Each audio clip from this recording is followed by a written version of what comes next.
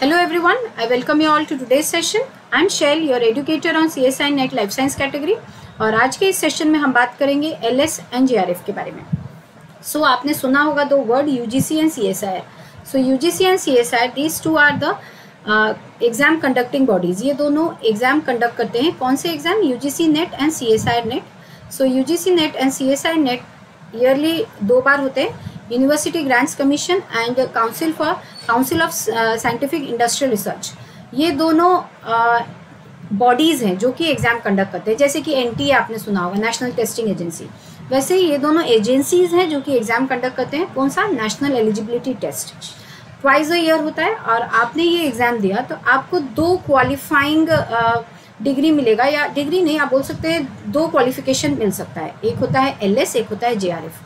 LS होता है lectureship, full form उसका. JRF का होता है जूनियर रिसर्च फेलो. दोनों एक ही है. डिफरेंस है कि दोनों में कट ऑफ का डिफरेंस आता है.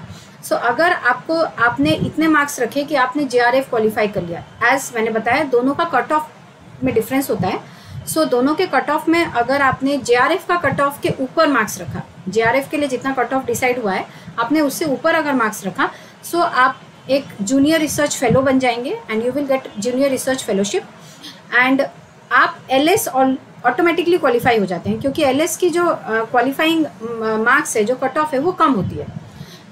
अगर CSIR की बात करें, CSIR एग्ज़ाम की बात करें, CSIR नेट की बात करें अगर, तो इसका टोटल मार्क्स 200 है. सो 200 में से LS के लिए मैक्सिमम अगर जा सकता है तो 105 जाएगा. एंड अगर JRF की बात करें, मैक्सिमम अगर सेफेस्ट साइड तो 115 से 118 के आसपास में रहता है. सो अगर आपने 115 या 118 कट ऑफ है JRF के लिए, उससे ज़्यादा रखा, सो ऑफकोर्स आपने LS और JRF दोनों पा लिया. अगर आपने 105 एंड उसके अबाव रखा, जो कि लेट्स सपोज कट ऑफ है LS के लिए, सो आप सिर्फ LS क्वालिफाई किए. LS क्वालिफाई करने से क्या होता है, JRF क्वालिफाई करने से क्या होता है? अगर आपने लेक्चरशिप या LS क्वालिफाई किया, so you will be eligible to apply for the post of assistant professor in any college और यूनिवर्सिटी. सो अगर किसी कॉलेज या यूनिवर्सिटी का असिस्टेंट प्रोफेसर के लिए वैकेंसी रिलीज़ की जाती है, गवर्नमेंट कॉलेज या यूनिवर्सिटी के लिए या इंस्टीट्यूट के लिए, सो आप वहाँ पे अप्लाई कर सकते हैं, क्योंकि वहाँ पे एक ये क्राइटेरिया होगा, एक क्वालिफाइंग क्राइटेरिया होगा कि you have to be an LS, you have to qualify, you should be a NET qualified or LS qualified candidate for applying for that post. So आप just apply करने के लिए eligible हो जाते हैं. So this is just one eligibility criteria या qualifying criteria for assistant professor.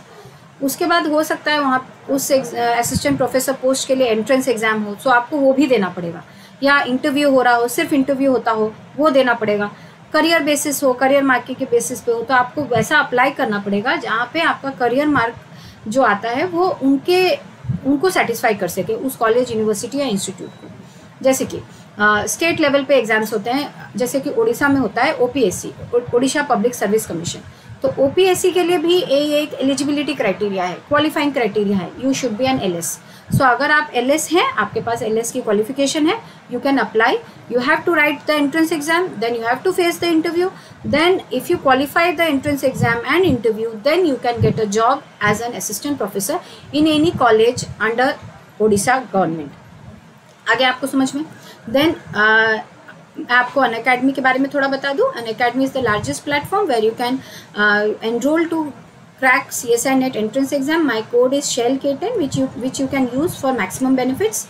You have to download the Learners app, Unacademy's Learners app from Play Store. You have to give your goal CSIR UGC NET. Then you will be asked to buy the subscription. अगर आपको subscription चाहिए, 2 तरह के subscription का option आपके पास आएगा, plus and iconic. यहाँ पे प्लस के चार्जेस हैं. These are the charges of the plus subscription and duration. 1 month का है 2900 टोटल, 3 मंथ्स का है 6250 टोटल, 2083 पर मंथ. 6 मंथ्स का है 11600 टोटल, 1933 पर मंथ. 12 मंथ्स का है 14500 total, 1208 per month. And 24 months का है 20000 total, 833 rupees per month. And मेरा कोड है SHELL-K10, क्योंकि ये कोड यूज़ करेंगे तो आपको 10% ऑफ मिलेगा. एंड यही कोड यूज़ करने से आप जब ऐप डाउनलोड करेंगे, वहाँ पे मैं स्पेशल क्लासेस लेती हूँ, ऐप पे स्पेशल क्लासेस लेती हूँ, यूट्यूब पे क्लासेस लेती हूँ 7 PM पे डेली इवनिंग में, ऐप पे भी स्पेशल क्लासेस लेती हूँ. तो वो स्पेशल क्लासेस फ्री हैं, उन्हें भी देखने के लिए आपको यही कोड यूज़ करना है. 10% ऑफ पाने के लिए भी यही कोड यूज़ करना है। देन आइकॉनिक के चार्जेस यहाँ है, 6 मंथ्स का है 18,000 टोटल, 3,000 पर मंथ, 12 मंथ्स का है 26,000 total, 2,167 per month, and 24 months का है 45,000 टोटल, 1,875 पर मंथ। सेम मेरा कोड यूज़ करेंगे तो आप मेरी क्लासेस अनलॉक कर पाएंगे ऐप पे, एंड 10% ऑफ मिलेगा अगर आप सब्सक्रिप्शन बाई करेंगे तब। Okay, so that's all. फिर JRF की बात करते हैं। जूनियर रिसर्च फेलो या जूनियर रिसर्च फेलोशिप आपको मिलेगी अगर आपने हायर कट ऑफ के ऊपर दे दिया। जैसे कि अगर 200 मार्क्स है तो 105 हो गया LS के लिए, 115 हो गया JRF के लिए। आपने 115 या अबव मार्क्स रखा है, so you will be awarded with junior research fellowship, and this is also a qualifying या eligibility criteria for PhD। तो अगर आपके पास JRF है तो आप लेक्चरर या असिस्टेंट प्रोफेसर भी बन सकते हैं। अगर आपके पास JRF है तो आप PhD के लिए भी अप्लाई कर सकते हैं, या आप हो सकता है तो आप रिसर्च एसोसिएट के लिए भी अप्लाई कर सकते हैं। दोनों में LS और JRF आपने क्वालिफाई किया तो किसी प्रोजेक्ट में, कहीं पे भी किसी भी इंस्टीट्यूट में प्रोजेक्ट के लिए अप्लाई कर सकते हैं एज अ रिसर्च एसोसिएट, वो भी आप कर सकते हैं ये दोनों क्वालिफिकेशन होने के बाद। बेसिकली JRF होने से ज़्यादा बेटर होगा फॉर RA या रिसर्च एसोसिएट। सो अगर आपने आपको PhD करनी है किसी भी कॉलेज, किसी भी यूनिवर्सिटी या इंस्टीट्यूट से, सो अगर आपने JRF क्वालिफाई किया है so you can apply over there, and वहाँ पे आपको एंट्रेंस नहीं देना पड़ेगा, you will have to only face the interview. And interview अगर आपने क्वालिफाई कर लिया, आपके पास JRF ऑलरेडी है, अगर आपने इंटरव्यू क्वालिफाई किया, then you will be enrolled as a candidate for PhD in that institute और कॉलेज और यूनिवर्सिटी। सो आपको एक अमाउंट मिलेगी, फेलोशिप अमाउंट, JRF क्वालिफाई करने के बाद।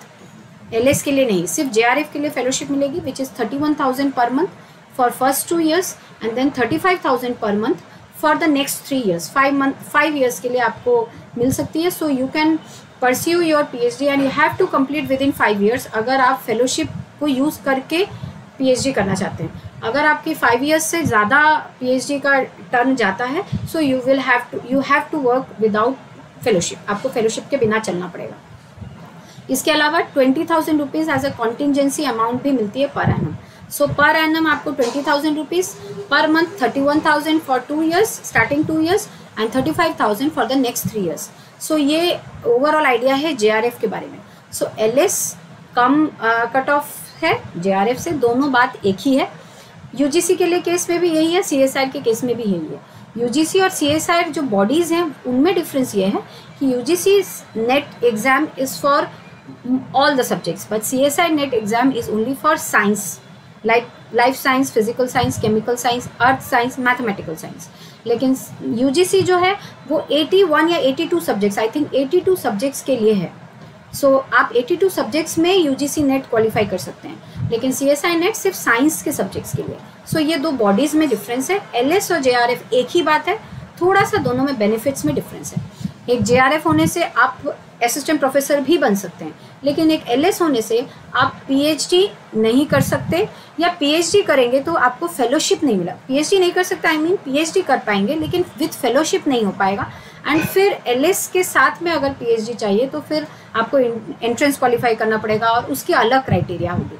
ठीक है, so that's all for today's session. Thank you all, thank you for watching. Remember मेरा कोड है शेल K10 एंड यही आपको अनलॉक करने के लिए हेल्प करेगा स्पेशल क्लासेस जो कि एब्सोल्युटली फ्री है। So thank you all, thank you.